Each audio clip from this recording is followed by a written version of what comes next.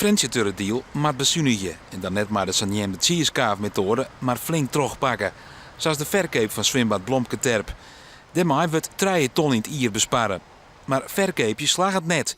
2 partijen gaan bodien, maar komen er financieel net uit met de gemeente. Ze voldoen net aan de condities die we steld hebben, voorwaarden. En daar is al heel lang van oud. Dus verder praten erover, het geen enkele zin.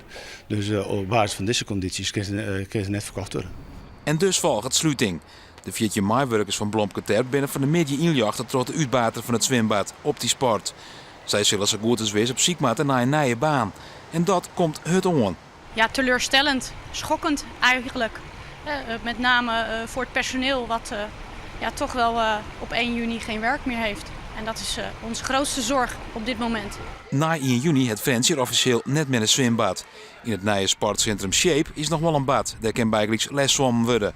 Maar de zwemclub is zijn wedstrijdbad kwijt en maakt dus op zoek naar alternatieve accommodatie boeten de stad. Ja, dat wil wel wijzen. Ik heb zelf het gevoel dat deze gemeente net met eeuwige leven heeft. En dan moet ik denken van, moet je toch zien in regionaal verband. En in regionaal verband in Noordwest binnen alternatieven.